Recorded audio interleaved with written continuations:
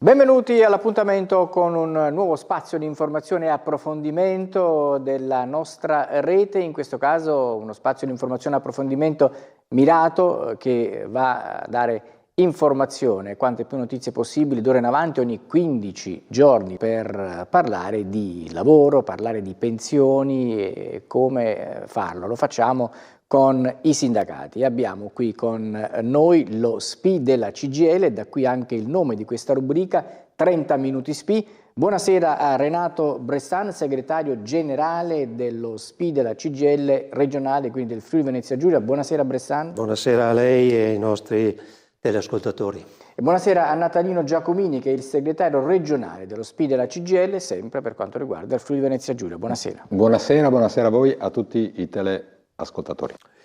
Sì, noi abbiamo pensato con il nostro gruppo dirigente che oltre ai tradizionali canali di comunicazione che abbiamo nella nostra rappresentanza sociale, che ovviamente manteniamo e guai a noi a dismetterli nel confronto diretto che abbiamo con i nostri iscritti, con i cittadini, con i lavoratori, eccetera, e abbiamo pensato di aggiungere anche una comunicazione televisiva, questo per cercare di fare in modo di rendere più pubblico possibile quelli che sono i nostri punti di vista rispetto a quelle che sono le decisioni, in particolar modo dell'amministratore pubblico, che nell'utilizzo delle risorse pubbliche alle quali noi partecipiamo in maniera determinante vogliamo anche esprimere cosa pensiamo e quindi dare un giudizio positivo se fanno, come dire, scelte a noi confacenti, oppure magari anche giudizi negativi e critici dicendo secondo noi invece cosa bisognerebbe fare.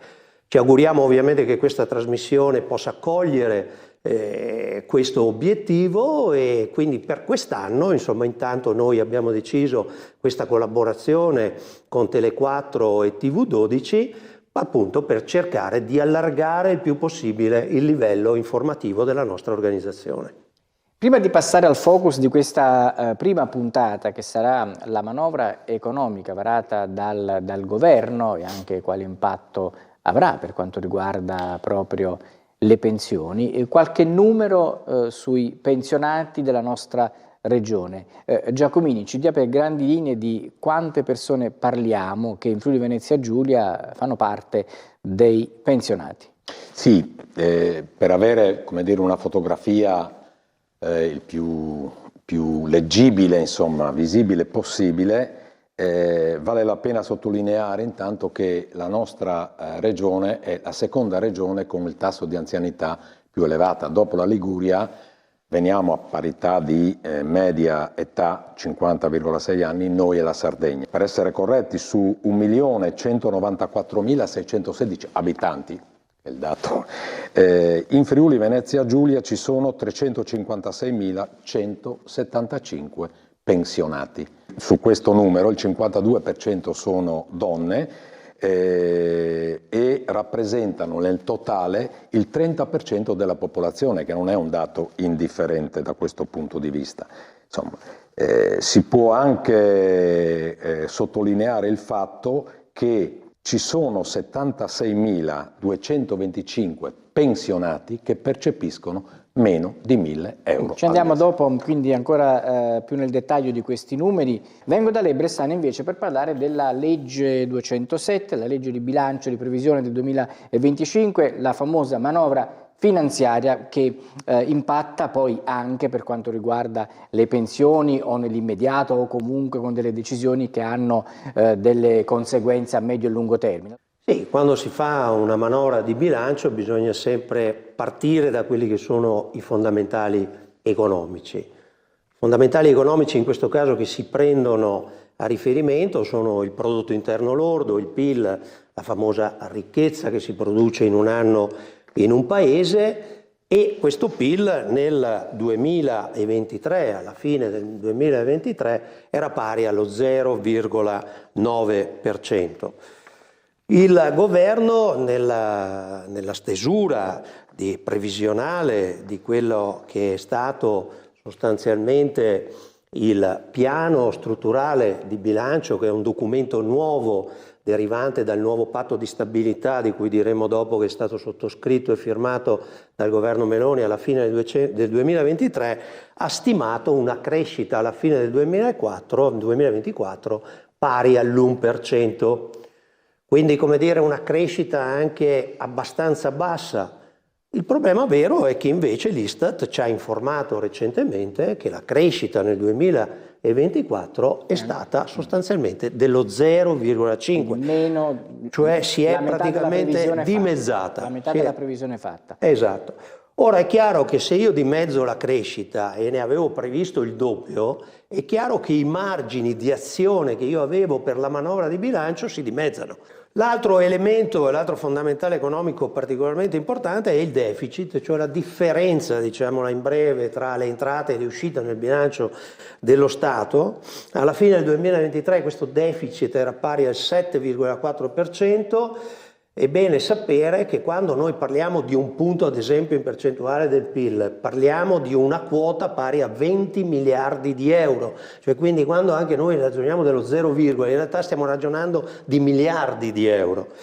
Il deficit alla fine del 2024, sempre per quanto riguarda il piano strutturale di bilancio, è previsto al 3,8.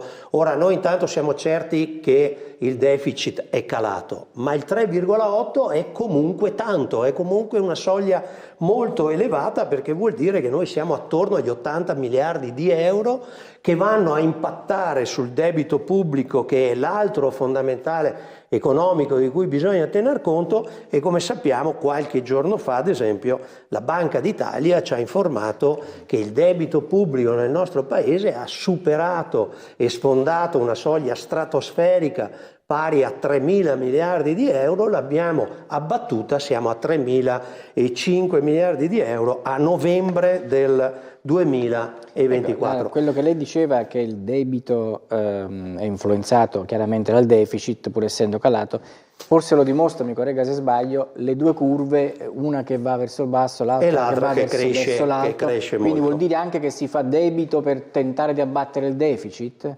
Sì, bisogna cercare soprattutto di abbattere il debito. Ovviamente per abbattere il debito bisogna cominciare a non fare deficit, ma per una ragione molto semplice: noi per finanziare il debito dobbiamo emettere titoli di Stato, su quei titoli di Stato paghiamo gli interessi. E siccome adesso abbiamo ancora interessi particolarmente elevati, la BCE è vero che ha fatto 4 tagli nel 2024 di 25 punti base per taglio, quindi lo abbiamo ridotto di un 1%, in realtà rimane ancora elevato e noi paghiamo complessivamente di interessi sui titoli di Stato per finanziare il debito circa 80 miliardi di euro all'anno, cioè una cifra enorme. Che impatto ha questo discorso sul sistema pensionistico? Beh, è chiaro che quanto invece il sistema pensionistico impatta su deficit e debito?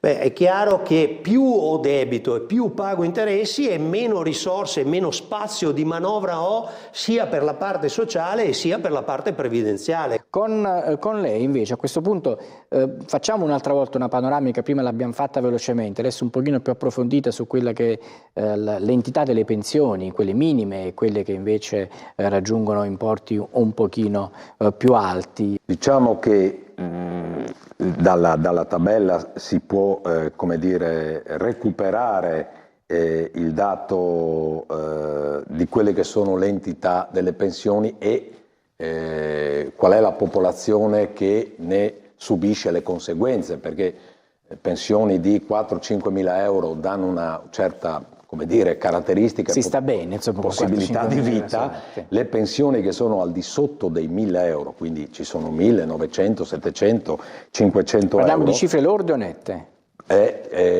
Lorde.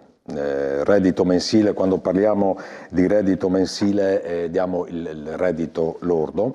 Che poi ovviamente nella tasca del pensionato arriva quello netto che arriva meno. Diciamo che un pensionato percepisce, ad esempio, una pensione di 2.300 euro, ne percepisce 1.750, 1.800. In Friuli Venezia Giulia il 6% delle famiglie, non lo dice il sindacato, lo dice l'Istat, è definito in povertà, in condizioni di povertà assoluta. E quando si dice 6% povertà assoluta, non si comprende la povertà percepita, ovvero quando si mette assieme il reddito familiare del pensionato, in questo caso parliamo dei pensionati ma anche dei lavoratori, ma dei pensionati, che significa percepire una povertà, non si riesce a reggere il ritmo di vita a cui eravamo abituati. Se noi parliamo di pensioni, a me viene spontaneo recuperare le dichiarazioni non fatte sottovoce, fatte in maniera importante, gridandolo, da parte del governo quando si dice noi vogliamo riformare, superare, modificare la legge Fornero, e qualcuno ha aggiunto, e in aggiunta anche portare le pensioni minime, che oggi sono a 619 euro, a 1000 euro. Quella dichiarazione è stata completamente, perché uno può dire ho fallito nella mia intenzione, ma per fallire dovevo mettere, come dire, una disponibilità di aggressione da un punto di vista delle normative per arrivare all'obiettivo.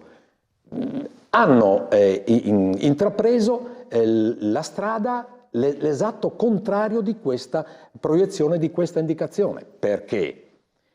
Perché, ad esempio, sulla flessibilità in uscita non c'è stato un avanzamento, anzi si sono peggiorate le condizioni per quei lavoratori che vorrebbero poter uscire in pensione in termini flessibili. Oggi noi abbiamo di fatto vecchiaia e anticipata, che per fortuna rimangono con gli stessi requisiti, sottolineo, la CGIL non, ha scoperto che volevano incrementare l'uscita di 3 mesi e non l'avevano dichiarato e non l'avevano formulato in nessun provvedimento. Il discorso di agganciarla all'aspettativa di vita. Che adesso significa 3 mesi, magari fra 20 anni significa 3 mesi nel 2025, poi avrebbero potuto diventare 6 nel 2020, eccetera, eccetera. Le smentite da parte del governo sono a confermare che quel provvedimento era stato deciso sotto traccia, sotto banco. Per fortuna che la CGIL, noi a livello nazionale, abbiamo scoperto questo tipo di situazione. Non ci sono solo queste 2 modalità. Il governo continua a ribadire che ci sono situazioni per rendere in certe condizioni flessibile l'uscita. Bene. Quota 103, che è passata da 100 a 103, quindi che ha peggiorato, come dire, la caratteristica flessibile dell'uscita, l'ha peggiorata, perché 62 anni, 41 di contributi, è come dire aspetto un anno e vado in pensione anticipata, ma al di là di questo. Opzione donna e quota 103 di fatto non sono state agevolate, anzi in alcune condizioni si sono ristretti i requisiti o le platee, tant'è vero che Opzione Donna ha ridotto l'uscita nel 2023 e nel 2024 di oltre il 8%, cioè si riduce una platea già minima, praticamente si riduce fino ad esaurire, fino a non dare la possibilità alle donne, perché Opzione Donna sulla quota 103 in generale significa che meno persone escono, meno persone entrano, e quindi è un cane che si morde la coda. Volevo chiedere, Bressan, a lei questo, poi dopo torniamo di nuovo con lei, Giacomini. Ha fatto più danni la Fornero o il meccanismo delle quote? Volendo vedere le 2 cose dal punto di vista negativo, poi magari una delle 2 invece danni non ne ha fatto. Insomma, le chiedo un parere in generale su questi 2 strumenti, perché sulla Fornero tutti hanno detto dobbiamo riformarla, la cambiamo, però è sempre lì, nessuno è riuscito a cambiarla. Ma è difficile, come dire, in questo caso formulare un giudizio positivo per l'uno o negativo per l'altro. Certo che il fatto di non aver superato la legge Fornero, peraltro anche noi lo stiamo chiedendo ormai da anni, e vediamo che di anno in anno vengono peggiorati i requisiti per l'uscita, come dire, dal mondo del lavoro. Questo determina, ma già lo diceva lei e lo aveva intuito benissimo, questo determina, come dire, un blocco a valle, quindi non riusciamo a far entrare in ingresso, come dire, i giovani nel mondo del lavoro, i quali molto più spesso, come sappiamo, anche in Friuli Venezia Giulia, negli ultimi 10 anni in 30.000 se ne sono andati a lavorare all'estero perché non trovano condizioni di lavoro, come dire, adeguate anche ai titoli di studio. Per lo più se ne sono andati ragazzi laureati che portano, come dire, le loro professionalità all'estero perché trovano collocazione lavorativa adeguata ai titoli di studio, trovano, come dire, un salario più adeguato e condizioni anche di vita e di welfare in quei paesi sicuramente migliori dei nostri. Andiamo adesso invece sul tema di nuovo della manovra e sui dati di debito pubblico, deficit, il nuovo patto di stabilità. Che cosa significa il nuovo patto di stabilità, Bressano? Quali sono i nuovi parametri di questo patto di stabilità che va, come dire, pian piano a sostituire quello che era evidentemente un vecchio patto di stabilità? Qualcosa è cambiato comunque, anche rientrando nella logica di dover essere all'interno di certi parametri, non è più forse come prima, ce lo spieghi lei? Sì, il nuovo patto di stabilità intanto è stato sottoscritto e firmato a dicembre 2023 dal governo Meloni. E quello che abbiamo riscontrato adesso non è tanto l'incoerenza, vabbè, insomma, i politici sono abituati a criticare quando sono all'opposizione, ricordiamo che in particolar modo la Meloni, insomma, criticava molto il patto di stabilità europeo per via dell'austerità. Questo patto di stabilità firmato dal governo Meloni in realtà peggiora le condizioni e i parametri di quelli che c'erano prima. Ora, noi abbiamo detto e abbiamo visto i fondamentali... Quello prima del Covid, no? Per intenderci. Certo, era stato sospeso a seguito del Covid, è stato ripreso a partire da quest'anno con la firma, come dicevo, a dicembre del 2023. Cosa stabilisce? Stabilisce che ad esempio il debito pubblico, quello che avevamo visto prima, che si trova oggi oltre al 140% del PIL, che bisogna ridurlo per quei paesi, cioè si devono impegnarlo a ridurlo se dell'1% annuo se supera il 90%. Noi siamo oltre il 140%, abbiamo il debito pubblico uno tra i più grandi al mondo, il più grande in termini assoluti a livello europeo, o dello 0,5% annuo se supera il 60%. Se abbiamo poi un deficit che è oltre il 3%, e come abbiamo visto chiuderemo, se va bene, al 3,8 dopo che avevamo il 7 e passa nel 2023, bisogna ridurlo all'1,5. In questo caso, per quei paesi che sono fuori da questi parametri, è stata attivata la cosiddetta procedura di infrazione per deficit eccessivo. L'Italia ovviamente è stata uno di quei 7 paesi, non siamo gli unici, ma certo questo, come dire, non è che ci fa particolarmente felice, c'è anche la Francia, il Belgio e altri paesi che hanno ricevuto per una lettera con la quale dalla Commissione europea è stata attivata la procedura di infrazione. Cosa vuol dire la procedura di infrazione? Vuol dire sostanzialmente che noi dobbiamo cercare, ed è quello che abbiamo scritto nel piano strutturale di bilancio inviato alla Commissione europea, dobbiamo cercare con le prossime manovre di bilancio, e da qui la restrizione della manovra di bilancio, dobbiamo cercare di rientrare nei prossimi anni dentro a questi parametri, cioè dobbiamo abbassare il debito, dobbiamo abbassare il deficit, perché se non lo facciamo adesso c'è l'avviso, per così dire, dopodiché ci sarà la multa. Adesso abbiamo il cartellino giallo, poi arriva il cartellino rosso. Quindi quando noi parliamo di fondamentali economici che devono rientrare, come dire, all'interno di quelli che sono i parametri previsti dall'Europa, lo dobbiamo fare perché sennò altrimenti il rischio è quello che prendiamo delle multe e anche severe. Questo ha determinato il perimetro entro il quale si è costruita la manovra di bilancio e quindi in qualche maniera il governo ha detto qui bisognerà fare dei sacrifici, ce lo ricordiamo Giorgetti quando ogni giorno diceva dovremo fare dei sacrifici. Il punto vero è che noi abbiamo detto al governo ma chi li deve fare i sacrifici se dopo anni che avete, come dire, perequato le pensioni ad esempio dei pensionati e le avete tagliati quegli aumenti non facendo recuperare l'inflazione ai pensionati, non facendo recuperare l'inflazione nei contratti collettivi di lavoro ad esempio nel pubblico impiego, non facendo, come dire, non allargando il welfare, ma vi abbiamo chiesto di andarle a recuperare quelle risorse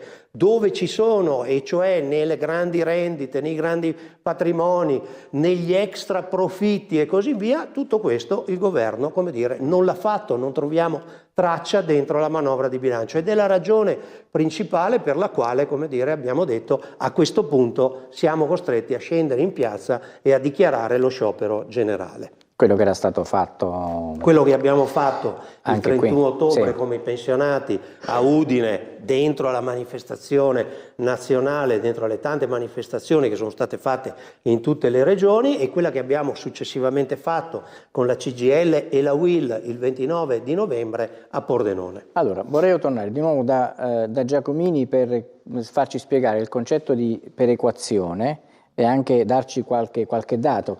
Verrebbe da approfondire anche il tema degli aumenti lordi che in alcuni casi hanno fatto sorridere, no? Parliamo delle pensioni minime, 1,80 euro di aumento, sì. Quindi diciamo la promessa dell'aumento è stata mantenuta, ma 1,80 euro si riesce a comprare soltanto un pezzo di pane in più al mese. Detto questo, quindi ci faccio... no, un caffè forse non ci riusciamo, sì, perché lordi 1,80 togliamo del netto il caffè, forse la facciamo, forse no. Forse sì, forse no. In un mese, no al giorno, un mese. Detto questo, quindi il concetto di perequazione, cosa è successo nel 23-24 sulle pensioni con questo appunto, con il taglio alla perequazione? Cosa significa perequazione e cosa è successo? Allora, diciamo che esiste per norma questo meccanismo, chiamiamolo, di perequazione / rivalutazione, nel senso che ha la funzione di, nel momento in cui si presenta una situazione nell'economia di inflazione, cioè di perdita, come dire, del valore del denaro e quindi del reddito, di intervenire per riposizionare, recuperare, incrementare le pensioni. Nel 2023-2024 il tasso nel 2023 della perequazione è stato dell'8,10%, inflazione quindi, riconosciuto, e nel 2024 del 5,40%. Ma è mai stato questo il vero tasso dell'inflazione? No, è stato superiore, effettivo, perché poi c'è l'inflazione effettiva e l'inflazione percepita. Quando si parla del carrello della spesa, poco ci si rapporta al dato inflattivo, ci si rapporta a quanto è aumentato, a quanto uno paga materialmente il prodotto. E parliamo appunto di questioni fondamentali, cioè che non la vacanza, ma di cose importanti. Quindi già in questi 2 anni le pensioni sono arretrate dal punto di vista del potere d'acquisto. Ciò che io prendevo con 1.500 euro lordi, di pensione, negli anni successivi, 2 anni riuscivo ad acquistare prodotti e ha perso il potere d'acquisto, insomma, condurre una vita inferiore. Questo è certo. Sì, ci sono anche dei dati, insomma. Ovviamente sì. Ovviamente sì. Per le minime non c'è stato un grosso problema, man mano che per le minime il riconoscimento della perequazione, ma ripeto, la perequazione non copre tutta l'inflazione. No, però diciamo di questi dati si parte in questo. Sì. Poi abbiamo ancora una manciata di minuti, dopo in chiusura le chiederò anche quali sono poi i nuovi pensionati, qual è la previsione che riguarda, e anche qui abbiamo una slide che dopo lei io volevo solo, per chiudere, okay. Solo questo tipo di ragionamento, uno studio che ha fatto lo SPCGL, che cioè, come dire, è in grado ha stabilito che attraverso questo strumento della perequazione, nel momento in cui è attivata, proiettata tra il 2023 e il 2032, in termini di perequazione, quindi aumento delle pensioni, allo Stato gli permetterà di spendere meno e quindi di mantenere in cassa circa 33 miliardi, 3 miliardi l'anno, da cui si dice lo SPI, il pensionato e il bancomat. Ok. Non è una cosa indifferente, No. perché sono soldi che ovviamente... Sono i pensionati che finanziano lo Stato. Bressan, abbiamo ancora un po' di tempo, non tantissimo, però vorrei che parlassimo delle spese, le principali misure e le entrate, principali misure, insomma come si tenta di ovviare al taglio della spesa e ad aumentare le entrate, sempre per quanto riguarda la manovra. Sì, le principali misure legate alle spese della manovra di bilancio sono 17 miliardi, quindi abbiamo detto una manovra di circa 30, un po' meno di 30, 28 e qualcosa. 17 miliardi vanno per il cuneo fiscale e per la riforma dell'IRPEF che è stata, come dire, in questo periodo con la manovra di bilancio è stata consolidata e quindi a 3 scaglioni. Questi 2 provvedimenti, solo questi 2, cubano circa 14 miliardi di euro. C'è da dire una cosa però sul cuneo fiscale. Il cuneo fiscale ha cambiato regime, e cioè prima era calcolato sulla decontribuzione del salario dei lavoratori, adesso sulla fiscalizzazione. Questo comporta, e abbiamo fatto tutta una serie di studi attraverso, come dire, i dipartimenti nazionali economia della CGIL, da dove si evince che in buona sostanza i lavoratori che hanno un reddito fino a 35.000 euro perderanno una quota di salario. Tra l'altro abbiamo visto in questi giorni che anche un importante quotidiano finanziario nazionale italiano ha confermato che sarà così. Quindi in buona sostanza lo Stato ha deciso di riformulare da decontribuzione a fiscalizzazione per trattenersi una parte di quel cuneo fiscale. Purtroppo i lavoratori lo misureranno con le prossime buste paga. 1,3 miliardi sulla sanità, di cui 400 milioni bisogna sapere che sono ticket che arrivano perché li paghiamo noi, quindi c'è una sorta di autofinanziamento. Su questo faremo una trasmissione, la prossima volta faremo un approfondimento. Qui non riusciamo a recuperare l'inflazione che c'è stata nel Paese, ma soprattutto non riusciamo, come dire, a dare una risposta adeguata al fabbisogno sanitario e sociosanitario che aumenta sempre di più nel nostro Paese, anche per effetto del fatto che la popolazione aumenta dal punto di vista della vecchiaia. Poco più di mezzo miliardo per i contratti del pubblico impiego che si aggiungono, è vero, a delle risorse che c'erano prima, ma che sono assolutamente insufficienti. Abbiamo visto che il contratto sanità, ad esempio, non è stato sottoscritto perché CGIL, UIL e Narsinap non hanno firmato e rappresentano la maggioranza dei lavoratori. Lì va detta una cosa molto semplice. Il governo voleva aumentare sostanzialmente del 6% quei salari, a fronte di un'inflazione concatenata che era del 17%, quindi sostanzialmente dichiarava un taglio dei salari di più del 10%. E concludo sui 6 miliardi che sono legati ai finanziamenti alle imprese, agli investimenti e alle emergenze, ma per dire cosa? Per dire che è una burla, in particolar modo per le imprese, le quali dovrebbero, come dire, so che stanno alzando la voce. Qui il governo ha detto riduco dal 24 al 20% l'IRES, cioè l'imposta sui redditi delle società. Ora, dopodiché bisogna leggere i se. Se quella impresa accantona l'80% degli utili, se quell'impresa il 30% lo investe in beni strumentali, se quell'impresa deve, come dire, investire più di 20.000 euro, se quell'impresa assume lavoratori nella misura dell'1% in più, se quell'impresa assume a tempo indeterminato. Ci mancherebbe solo se la Juventus vince anche il campionato, quindi di fatto quel 20% credo che nessuno ci arriverà. Va bene, avremo poi tempo naturalmente nelle prossime puntate di approfondire i vari temi, perché la manovra ovviamente riguarda un anno intero, il tempo c'è per approfondire. Velocemente Giacomini, perché siamo in chiusura davvero, i nuovi pensionati ci dia proprio un flash. Allora, sui nuovi pensionati bisogna capire la modifica, il flash è questo, la modifica di quella che è la struttura della nostra società. I giovani ovviamente andranno in pensione con pensioni indicibili, visto la carriera sempre più precaria, uscita e entrata al lavoro, quindi non accumuleranno la contribuzione. Il governo ha riflettuto, non avendo giovani che possano coprire gli spazi operativi di lavoro che le imprese chiedono, 33.000 negli ultimi 3 anni in Friuli Venezia Giulia sono andati all'estero, 33.000, e cosa fa? dice al lavoratore anziano: rimani a lavorare, ti do l'incentivo, la contribuzione che tu versi te la lascio, in modo tale da coprire questa necessità con...